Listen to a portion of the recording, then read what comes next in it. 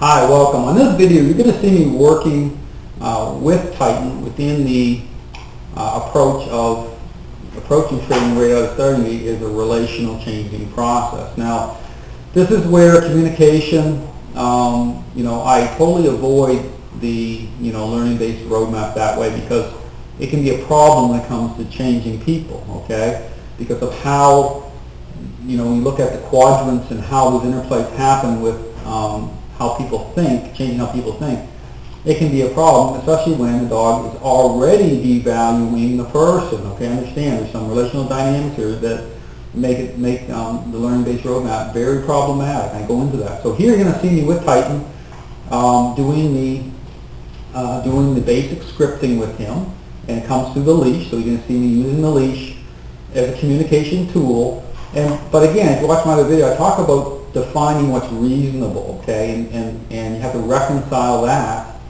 to how the decision-making process of the dog, how they respond to that. Okay, understand that if you're just looking at the reaction, it'll throw you off because you're saying, wow, that reaction is really high. What, is the dog being hurt?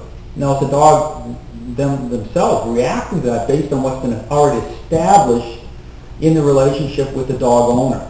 Okay, there's a contrasting here. And so one is going to be far exceed the other, okay, with what's reasonable. Okay, this is why I define, influence, how I communicate that through the leash and through the personality type of the person.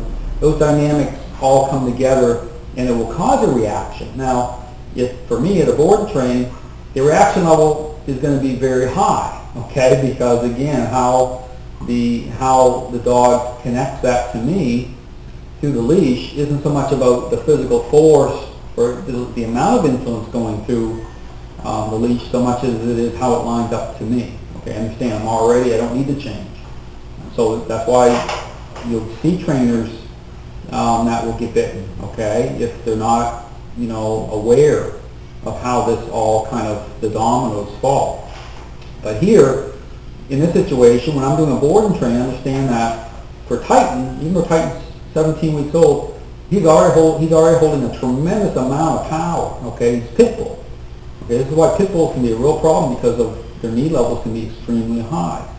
And so this system works very well for role-changing dogs because it's very intentional with how it goes about doing that, understanding dogs, how the decision-making process is influenced at the social relational level. So here in a minute, you're going to see me working the script with Titan. It's all about technique. Understand, it's about collapsing the mind. Okay, it's like opening the mind up. It's like a flower opening up. Okay, but influence is needed. But it's not about dragging the dog. Okay, you're not going to see me drag the dog. You're going to see me, interrupting. Okay, states of mind as the mind separates. You're going to see me be consistent with the level of influence I'm using through the leash, communication tool, and it's what's defined as reasonable.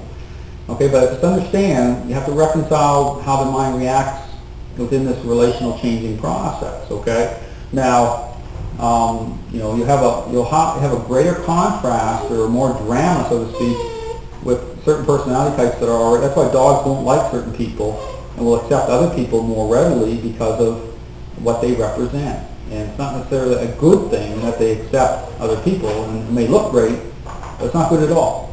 Okay, this is why you have to reconcile these dynamics to make sure you understand about, why a dog's accepting certain people or not accepting certain people. Okay, that's really one of the relational things here with dogs, that you have to be able to establish a standard. And that standard needs to be consistent. So when I'm doing training, my thinking, it's very consistent. Okay, I control how I think. I'm not trying to connect emotion. Don't want to do that. You don't want. So when you're doing this type of training, you don't make assumptions on a dog's state of mind with a position. Okay, you just be very intentional. You need to be very intentional just with working the script.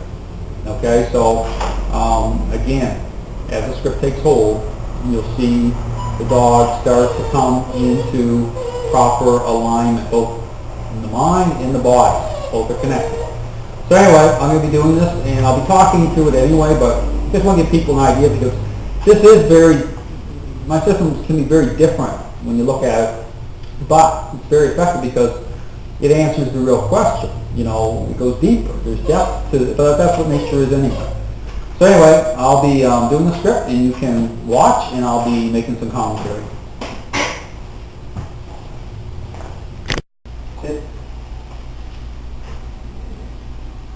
So here's Titan, and this is day 2. Again, yesterday he really was resisting a lot with the leash. Okay, being very reactive to the leash, because the leash represents control.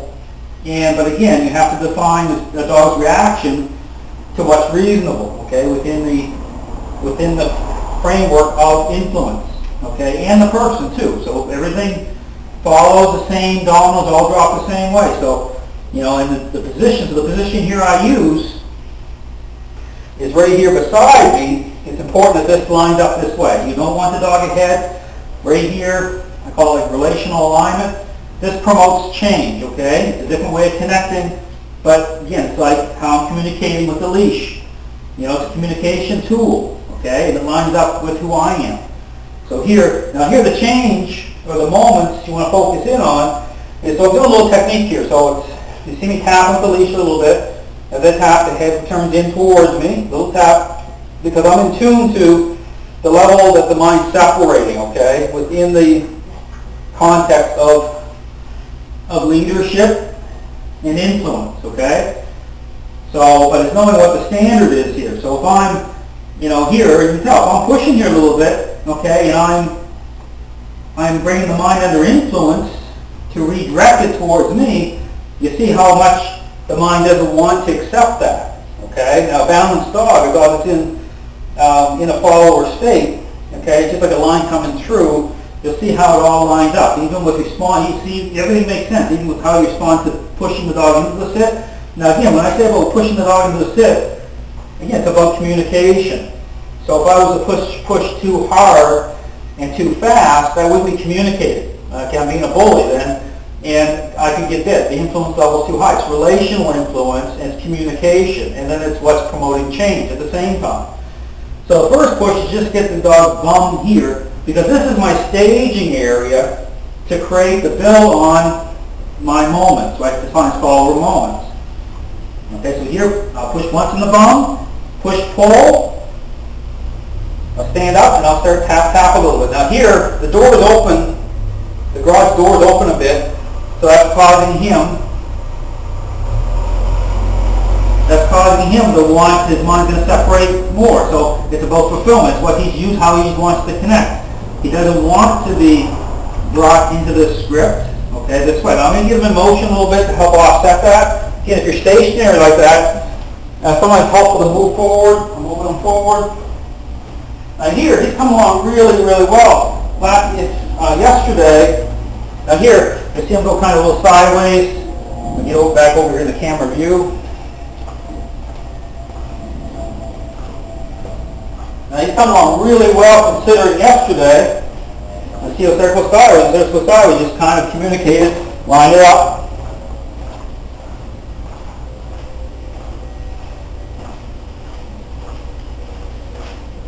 Bring him around, put him back into the sit. Again, do the push-pull, keep communicating. Now here, you notice I'm not trying to hold him in tight. I'm just focused on interrupting those states.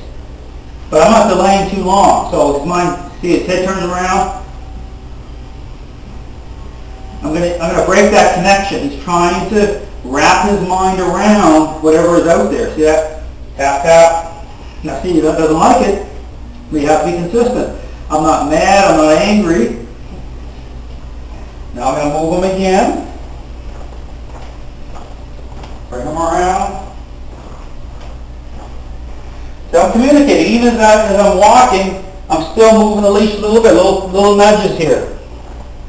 And what they represent is I own everything, okay? So here, it's not the issue of saying he can't meet whatever it is, but it has to be the follower. So he's trying to move beyond me. His mind's trying to go beyond me, to jump over me and around me to get to what he wants. Because that's what's been established, okay? This is pivoting off what's been established in the relationship. So here I have to redefine everything. I have to interrupt those states. Okay, they aren't just a look.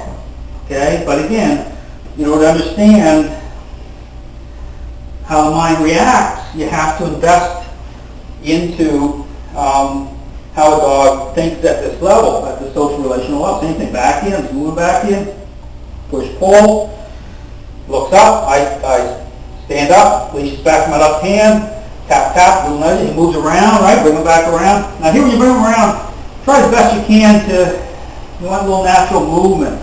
Don't drag or, you want the mind to loosen so the feet move, okay? Here, tap, tap, I'm going to move again.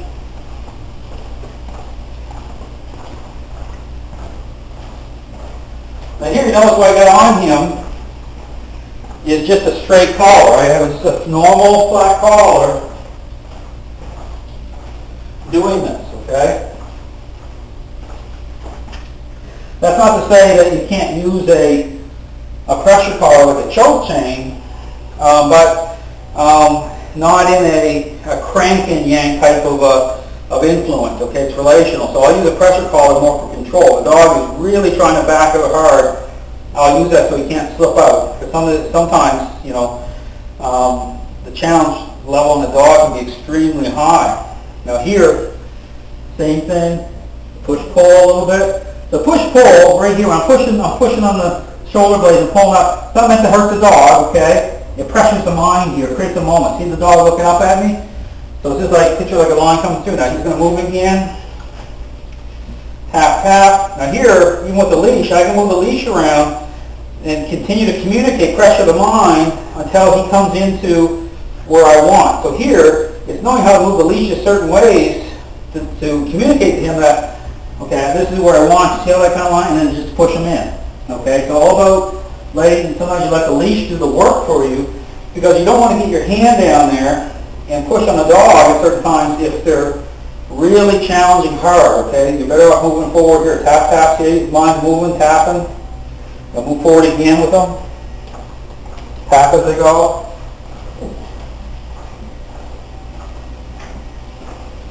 And come around. This is where you start to down him. Now again, just push, push, pull. You're going to do a down with him. Just keep pushing. Keep pushing. Floor helps. I mean, it's a little bit slippery, but the issue here is about bringing his mind into more of a follower state, okay? I'll bring him up into a sit. Now, just like that, a little kinetic movement there. So if you don't feel able to lift him straight up with a dog, kinetically, you just move the leash ahead a little bit and it'll bring them up. Now here, when you see a dog shaking and everything a little bit, understand that's transitional stress, okay? That's because they're holding power already. They're in transition. That goes away, okay? But you have to come out on the other side of everything. This is the thing to understand. You have to reconcile this at the relational level. You cannot, because if you look at the reactions of even a younger dog, this is why they're holding power in the first place, is because people are not meeting the dog's relational needs, okay? They're not bringing their emotions into check, and it's causing the dog to start to gain power relationally, okay? So here, you have to be able to bring the script online to affect change. So a little tap, tap, and then move again with them.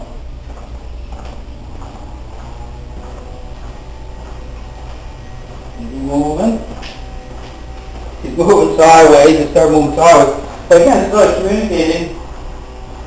So start understanding exactly where you want him to be. Same thing, moving around. Now, if it really gets kind of displaced here, stop sooner, put him into the sit. So for example, if it really gets, I just move forward like this. Another sit. I move forward, tap, tap a little bit, get his head around. Another sit, move forward, another sit, move forward, another sit, and then I move forward again.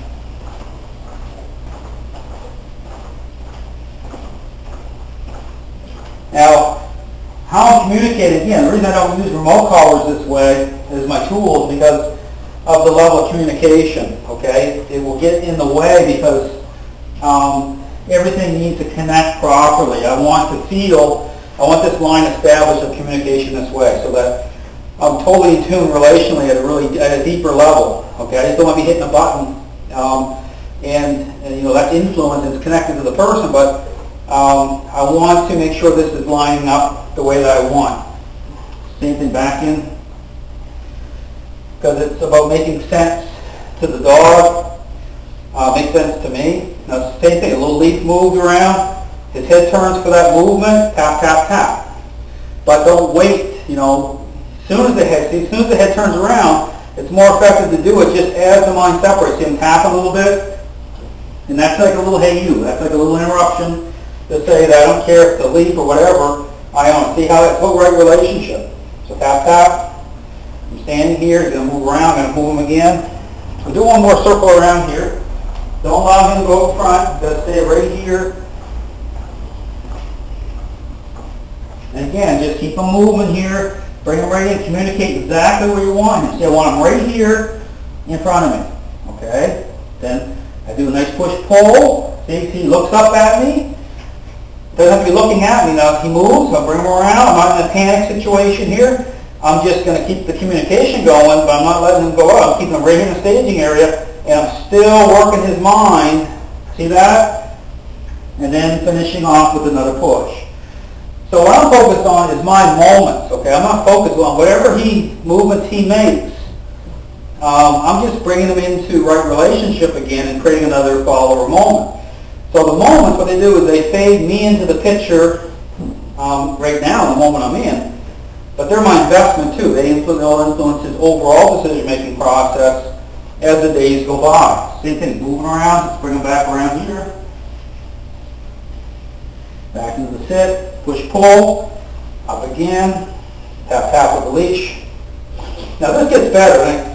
You'll see as they do this, him drawing up. And what happens is this creates meaningful influence. So the focus will start really coming on to me in a big way. And you'll see that as these 2 weeks go by. I'm only in day 2, and believe it or not, compared to yesterday, this is a huge, huge result compared to how he was reacting to the leash yesterday.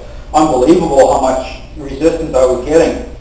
But again, it's all making sense, and this is why he's starting to accept leadership. Okay, back in, push, pull, and then move it one more time. So anyway, thanks for watching. Hope you have a great day.